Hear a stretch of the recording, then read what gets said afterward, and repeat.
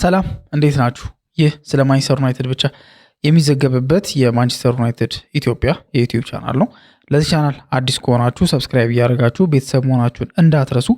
አዲስ ካልሆናችሁና ሰብስክራይብ ካደረጋችሁ ደግሞ ሼር በማድረግ ብዙ ቦታ እንድንደርስ እንድታደርጉ እንጠይቃችኋለን። ዛሬም እንግዲህ በአዲስ ፕሮግራም ተገናኝተናል። በዛሬው ፕሮግራም ደግሞ በ20ኛ ሳምንት የእንግሊዝ ፕሪሚየር ሊግ ጨዋታ ሊድስ ዩናይትድ ከማንቸስተር ዩናይትድ ጋር የሚያደርጉትን የሮዝ ደርቢ ጨዋታ መነሳት ያለባቸውን ፖይንቶች ለማንሳት ነው እዚህ ጋር ያለ ነው። ከምናነሳቸውን ፖይንቶች መካከል የአካዳሚ ተጫዋቾች ሩበን አሞሪም እየተጠቀመ ያለበትን ሁኔታ ነው እየተመለከትን የምንገኘውና ምናልባት እየተጠቀመ ያለበት ወቅት ላይ አሁን እየተጠቀመ ነው።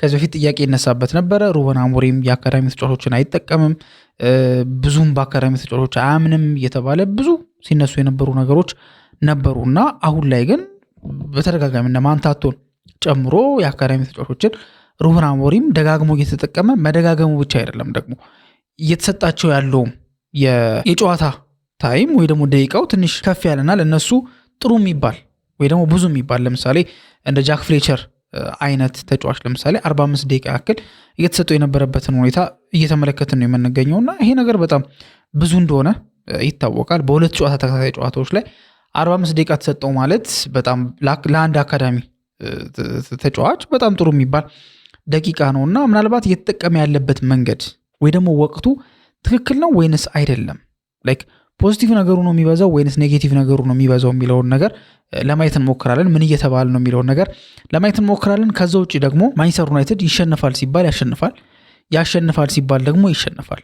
ያ ማለት አስቸጋሪ ከሚባሉ ቡድኖች ጋር ይከብዱታል ከሚባሉት ቡድኖች ጋር የማይጠበቅ ሪዛልቶችን ያስመዘግባል። ከዛ ውጭ ደግሞ ይቀለዋል ደግሞ ታስቦ ወይ ደግሞ ይቀለዋል ተብሎ ደግሞ የነበሩ ቡድኖች ጋር ደግሞ ሲቸገር ሲሰቃይ በቀላሉ ማሸነፍ ሲያቅተው ደግመን እየተመለከትን ነው የምንገኘውና ይሄ ነገር ከምን አንጻር ይታያል ላይክ የሚነግረን ነገር ምንድነው የሚለውን ነገር እንደዚሁ አያይዘን ለማውራት እንሞክራለን። ከዛ ውጭ ማንቸስተር ዩናይትድ በጃንዋሪ የዝውውር መስኮት እንግዲህ ያው እንደተከፈተ ይታወቃል።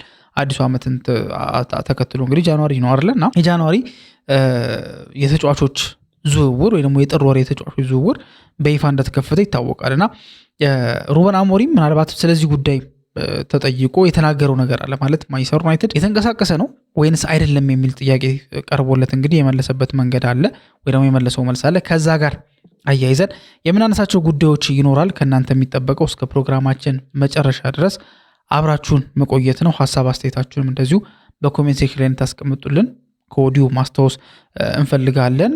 ከፕሮግራሙ ጋር እንግዲህ አብራችሁ እንድትቆዩ ተጋብዛችኋል። ማንቸስተር ዩናይትድ እንግዲህ ወደ ኤላንድ ሮድ ተጉዞ ከሊድስ ዩናይትድ ጋር ጨዋታውን ያደርጋል። ከወልቭስ ጋር ከነበረው ጨዋታ በኋላ በማንቸስተር ዩናይትድ ቤት ብዙ ሲነሱ የነበሩ ነገሮች ነበሩ አይደለ?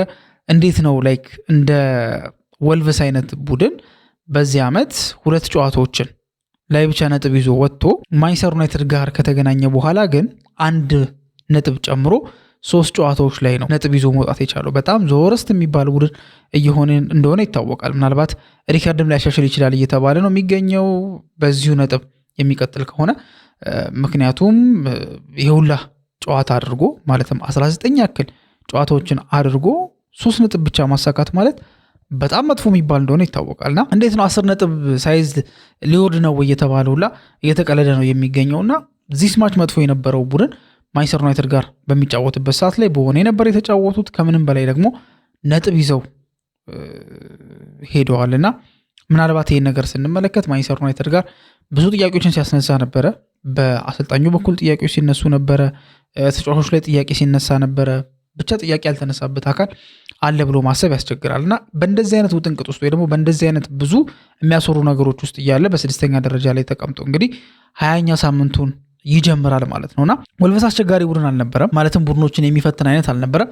በእርግጥ እንደ መከራከሪያ ሀሳብ መሆን የሚችለው ነገር ወልቭስ ያለፉትን ጨዋታዎች ምን አይነት ፐርፎርማንስ ነበር ሲያሳይ የነበረው የሚለውን ነገር ቼክ ማድረግ ያስፈልጋል ብዬ አስባለሁ።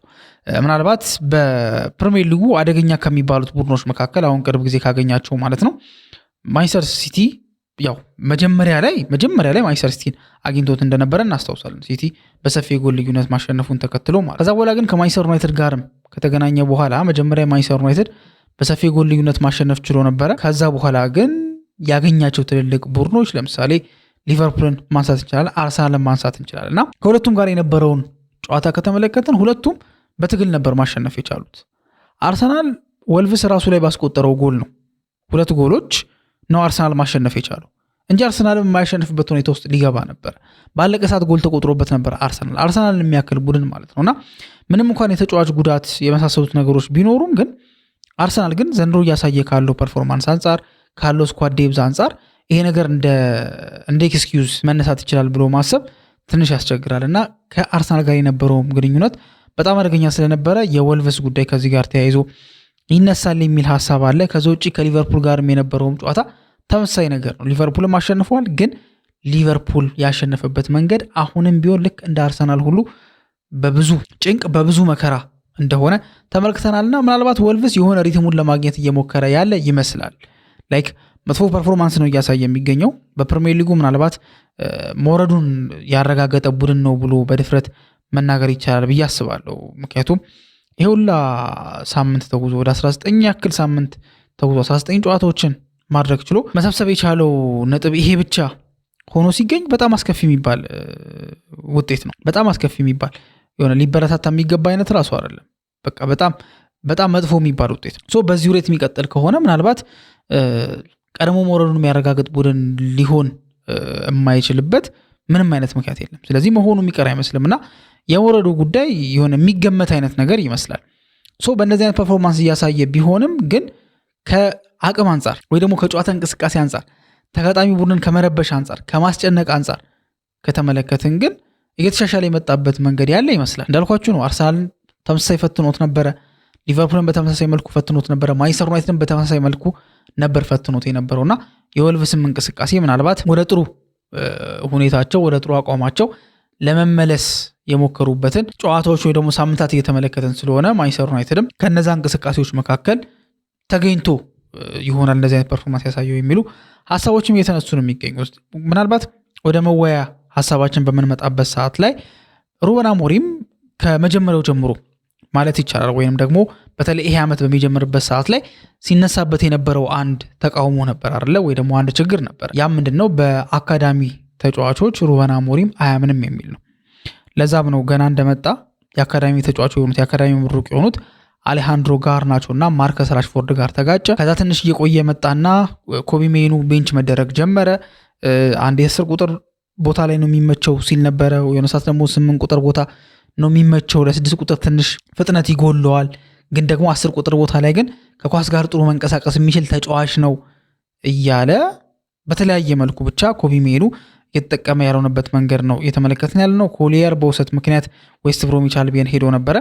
ምንም እንኳን አሁን ወደ ማንቸስተር ዩናይትድ ቤት ድጋሚ ቢጠራም ግን ደግሞ ዌስት ብሮሚች አልቢየን ነበረ ይገኝ የነበረው። እንደነ ሃሪ አማስ አይነት ተጫዋችም እንደዚሁና እያልን ብናነሳ ብዙ ተጫዋቾችን እንጠቅሳለንና አካዳሚ ተጫዋቾችን የሚፈልግ አይነት አሰልጣኝ አይደለም። በተለይ የማንቸስተር ዩናይትድን አካዳሚ እየተባለ ብዙ ሲወቀስ ነበረ። እድል እየተሰጣቸው አይደለም እየተባለም ብዙ ነበር ሲወራ የነበረው። የኋላ ኋላ ግን ሩበን አሞሪም በአስገዳጅ ሁኔታ ማለት የሆነ ያሉ ተጫዋች ወደ አፍሪካን ካፕ ኦፍ ኔሽን የተጓዘበት አጋጣሚ ነው። የሆነ ያሉ ደግሞ በጉዳት ምክንያት ስኳድ ውስጥ መግባት ያልቻሉት ናቸው እና አብዛኛው በርከት ያለ ተጫዋች ማንቸስተር ዩናይትድ ቤት የለም። በእያንዳንዱ ቦታ ላይ ነው እንዲሁ ተጫዋቾች ወደ አፍሪካ ዋንጫ የሄዱት የተጎዱት የሚሉትን ነገር ከአንድ ላይ ከወሰድን ከአጥቂ ቦታ ላይ ሊሆን ይችላል፣ መሀል ተከላካይ ሊሆን ይችላል፣ መሀል ተጫዋች ሊሆን ይችላል። ሁሉም ቦታ ላይ በዚህ ወይ በጉዳት ወይ ደግሞ በአፍሪካን ካፕ ኦፍ ኔሽን ምክንያት ከማንቸስተር ዩናይትድ ስብስብ ውጪ ናቸው። ስለዚህ ይሄ ደግሞ ምን አይነት አስገዳጅ ሁኔታን ፈጠረ? ባሉት ተጫዋቾች መፋለምና ያሉትን ተጫዋቾች እንዲያግዝ ወይ ደግሞ እንዲያግዙ በሚል ደግሞ ወጣት የአካዳሚ ተጫዋቾችን እየቀየረ ማስገባት። ልክ እንደ ጃክ ፍሌቸር አይነት ተጫዋች ሙሉ 45 የሚጫወትበትን አጋጣሚ ነበር እየተመለከትን የነበረው። እንደነ ማንታቶ አይነት ተጫዋችም ደግሞ እንደዚሁ ሰፋ ያለ ደቂቃ የተሰጠበት አጋጣሚ፣ ሼሌሲ የተባለውም ተጫዋች እንደዚሁ እድል የተሰጠበትን አጋጣሚ ነበር ተመልክተን የነበረው። አሁን ትልቁ ጥያቄ ምንድን ነው? አይ በቃ ሩበን አሞሪም የአካዳሚ ተጫዋቾች እንደማይጠላ አረጋግጠናል የሚል ሀሳብ ሳይሆን ያለው እየተያዙ ያሉበት መንገድ ወይ ደግሞ አሞሪም የተጠቀመ ያለበት መንገድ ትክክል ነው አይደለም የሚለው ነገር ነው የሚያወያየን ብዬ አስባለሁ። በመጀመሪያ ምንድን ነው መጥፎ ነገር ወይ ደግሞ መጥፎ ነው እያሉ የሚያነሱት ሰዎች ከምን አንጻር ነው የሚያነሱት? እነዚህ ተጫዋቾች ልምድ የላቸውም የዋናው ቡድን። ስለዚህ ወደ ዋናው ቡድን ልክ በሚንደረደሩበት ሰዓት ላይ ወይ ደግሞ ወደ ዋናው ቡድን በሚያድጉበት ሰዓት ላይ በእንደዚህ አይነት ሰዓት ላይ እድል ማግኘት ማለት እድል ካለማግኘት ወይ ደግሞ በእነዚህ አይነት ሰዓት ላይ እድል ከማግኘት አለማግኘት ይሻላል የሚሉበት አጋጣሚ እየሰማን እንገኛለን። ለምሳሌ እንደ ሌሲ አይነት ተጫዋች በአስቶን ቪላው ጨዋታ ነበር ተቀይሮ ገብቶ የነበረው። ለዛውም እንደዛ እሳት በሆነበት ሰዓት ላይ ማንቸስተር ዩናይትድ የተሻለ ነገር በሚጠበቅበት ሰዓት ላይ ሌሲ የተባለው ተጫዋች ተቀይሮ የገባበትን መንገድ ተመልክተናል። ማንታንቶ የተባለው ተጫዋች ተቀይሮ ከረፍት በኋላ ስለገባና በአንዳንድ እንቅስቃሴ ልጅነቱን በቃ ሲታይ ነበር። ኳስን በስነስርዓት ፓስ ማድረግ ሲከብደው ነበረ፣ ክሮስ ማድረግ ሲከብደው ነበር፣ ድሪብል ማድረግ ሲከብደው ነበረ። ድፍረቱ ጥሩ ነው፣ ግን አንድ እየገፋ ሄዶ ሲነጠቅ መልሶ ያንኑ ድሪብል ለማድረግ ግን ይቸገራል። ምክንያቱም አይምሮ ውስጥ ይገባል ማለት ነው። ላይክ ቅድም ተሳስቷል፣ አሁንም የሚሳሳት ከሆነ አንደኛ አሰልጣኙ ድል ላይ ሰጠው ይችላል፣ ሁለተኛ ደጋፊ ሊቃወመው ይችላል። ልጅ ስለሆነ ደግሞ እንደዚህ አይነት ነገር በደንብ ነው ማተር የሚያደርገው። ኦፍኮርስ ትልልቆቹ ማተር ያደርጋሉ። ደጋፊ እንዲጠላቸው አይፈልጉም፣ ደጋፊ እንዲሰድባቸው አይፈልጉም።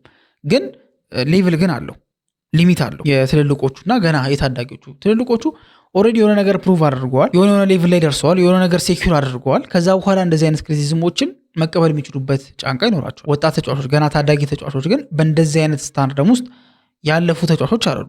ስለዚህ ገና ዴቨሎፕ እያደረጉ ያሉ ተጫዋቾች ናቸው። ስለዚህ በእንደዚህ አይነት ሰዓት ላይ እየተቀየሩ መግባታቸው እድል መሰጠቱ ልጆቹን የባሰ አያጠፋቸውም ወይ? ልጆቹ አቅማቸውን በቃ በአግባቡ እንዳይጠቀሙ አያደርጋቸውም የሚል ሀሳብ የተነሳ ነው የሚገኘው። በፖዚቲቭ ደግሞ የሚያነሱት ደግሞ ምንድን ነው ታዲያ አሞሪም ምን ያርግ የሚል መልስ ነው ያለው። ማለትም ኦፍኮርስ ብዙ ጊዜ የአካዳሚ ተጫዋቾች እኮ እድል የሚሰጣቸው ልክ የሆነ ቡድን የተረጋጋ ሁኔታ ላይ በሚሆንበት ሰዓት ላይ እና የሆነ ጨዋታ እየተጫወተ በዛ ጨዋታ ላይ በቃ ሴኪር ያደረገው ነገር ካለ እንደሚያሸንፍ በቃ እርግጠኛ ከሆነ ቴምፖ ከቀዘቀዘ ምን ካለ የአካዳሚ ተጫዋች ተቀይሮ እንዲገባ ይደረጋል። ድምፁን እንዲለምድ፣ እዛ ጋር ያለውን ድባቡ እንዲለምድ፣ መገጫጨቱን እንዲለምድ እንጂ በመጀመሪያ ጨዋታው ጥሩ ፐርፎርም እንዲያደርግ አይጠበቅበትም። ግን ያለውን ሁኔታ ግን ለመርዳት ይረዳዋል።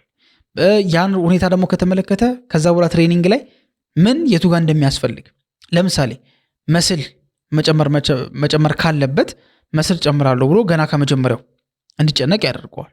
ፍጥነት ካለ ፍጥነት ጨምራለሁ ብሎ ገና በልጅነቱ ማስተካከል በሚቻልበት ሰዓት ላይ እንዲያደርግ ይረዳዋል። በእንደዚህ አይነት መልኩ ነው የአካዳሚ ተጫዋቾች እድል የሚሰጣቸው። ግን ይሄ አንደኛው መንገድ ነው። ሌላኛው ደግሞ አስገዳጅ ሁኔታ ሲፈጠር ነው እና ሶሳለ ሉዊስ ቫን ሃል እኮ ከአርሰናል ጋር ከነበረው ጨዋታ በፊት እኮ በአስገዳጅ ሁኔታ ነበር አይደለ ማርከስ ራሽፎርድን ቋሚ 11 ውስጥ ያስገባው። ለምሳሌ ማርከስ ራሽፎርድ እኮ የተገኘው ማንቸስተር ዩናይትድ በዛ ቦታ ላይ ተጫዋች ተቸግሮ ስለነበረ ተጫዋች ልክ በሚጠፋ ሰዓት ላይ በጉዳት ሊሆን ይችላል፣ በቅጣት ሊሆን ይችላል፣ በተለያዩ ሪዝኖች በሚጠፋ ሰዓት ላይ እንደዚህ አይነት ተጫዋቾች ይመጣሉ። ስለዚህ አሞሪም ምንም ያደረገው ነገር የለም። በቃ እንደ የትኛውም ቡድን ልክ ችግር በሚያጋጥም ሰዓት ላይ ለነዚህ ልጆች እድል ሰጣቸው። ከሌላው አሰልጣኝ ከሌላው ክለብ የተለየ ነገር አይደለም የሚል ሀሳብ የተነሳ ነው የሚገኘው። የእናንተ ሀሳብ ግን ምንድን ነው? ከሁለቱ የትኛው ነው ለእናንተ የሚስማማው ወይ ደግሞ በየትኛው ነው የምትስማሙት የሚለውን ነገር ኮሜንት ሴክሽን ላይ ታስቀምጡልን። በድጋሚ ለማስታወስ እንፈልጋለን። ከዛ ውጪ ይሸነፋል ሲባል የሚያሸንፍ ያሸንፋል ሲባል የሚሸነፍ ቡድን እየሆነ የመጣበትም ደግሞ ሚስጥር ምንድን ነው የሚለውን ነገር ደግሞ ለማየት እንሞክራለን። ምናልባት ከአይምሮ ጋር የተያያዙ ነገሮች ሊኖሩ እንደሚችሉ ይታወቃል። ምክንያቱም አንዳንድ ጊዜ ለአንዳንድ ጨዋታ ኤክስትራ ሞቲቬሽን የማያስፈልግበት በቃ ያ ጨዋታ ራሱን የቻለ ሞቲቬሽን የሚሆንበት አጋጣሚ እንመለከታለን። አንዳንድ ጨዋታ ደግሞ በተቃራኒ ነው። ስለዚህ የተጫዋቾች እንደዚህ አይነት ሙዳቸው በሚቀያየርበት ሰዓት ላይ የጨዋታውን ቴምፖ የጨዋታውን ፐርፎርማንሳቸው እንደሚቀያየር ግልጽ ነው። ስለዚህ አንዱ ፋክተር ተብሎ የሚወሰደው ኦፍኮርስ ከዚህ ጋር የተገናኘ ነገር እንደሆነ ሊታወቅ ይገባል ተብሎ ይታሰባል። ይሄ አለመገመቱ ምናልባት የትኛውን ቡድን ማሸነፍ እንደሚችል የሚያሳይ ነውም የሚል ደግሞ ሀሳብ አለ። ኮንሲስተንሲው ማምጣት የሚችል ከሆነ ለምሳሌ የኤርገን ክሎፕ ሊቨርፑል የምታስታውሱት ከሆነ መጀመሪያ አካባቢ ላይ ለትልልቆቹ አይተኛም፣ ለትንሾቹ ግን በቀላሉ ሲረታ እንመለከተዋለን። ግን የሆነ ነገር እየተሰራ እንዳለና የሆነ ነገር ኩክ እየተደረገ እንዳለ ግን መርዳት ይቻላልና ምናልባት ከዚህ አንጻር ሊሆን እንደሚችል እየተገመተ ይገኛል። ከዛ ውጪ በጃንዋሪ ማንቸስተር ዩናይትድ እንቅስቃሴ አሁን እንዳልጀመረ ሩበን አሞሪም በጋዜጣዊ መግለጫው ላይ ተናግሯል። ከሌሊቱ ጨዋታ በፊት ያደረገው ፕሬስ ኮንፈረንስ ላይ ተናግሯል። ምንም አይነት ሙቭመንት ወይ ደግሞ ምንም አይነት ኔጎሽዬሽን እየተደረገ አይደለም እና የምር ያስፈልገዋል ወይስ አያስፈልገውም የሚለውን ስናይ እንደሚታወቀው ነው ዩናይትድ በዋናነት 6 ቁጥር ቦታ ላይ ተጫዋች የሉም። ስለዚህ እዛ ቦታ ላይ ያው መፍጠን ይኖርበታል ተብሎ ይታሰባል። ግን ያው ስለዚህ ጉዳይ ብዙ አወተንበታል። ግን ደግሞ ሩበን አሞሪም ምንም አይነት ፕሮግረስ የለም ብሎ ተናግሯል። እና ምናልባት የማይንድ ጌም ሊሆንም እንደሚችል ጫናም ደግሞ ትንሽ ሎ ለማድረግም የተፈለገበት መንገድ ያለ ይመስላል እና ከዛ አንጻር የተናገረው ንግግር ሊሆን እንደሚችል በዚህ አጋጣሚ መረዳት ይኖርብናል ብዬ አስባለሁ። እንግዲህ እስካሁን ድረስ ለተከታተላችሁን እናመሰግናለን። ለዛሬ ያዘጋጀነው ፕሮግራም ይሄንን ይመስል ነበረ። የእናንተ ሀሳብ ምንድን ነው የሚለውን ነገር የጨዋታ ግምታችሁንም እንደዚሁ በኮሜንት ሴክሽን ላይ ታስቀምጡልን እንጠይቃችኋለን። በቀጣይ ፕሮግራም እስከምንገናኝ ድረስ መልካም ጊዜ ይሆንላችሁ።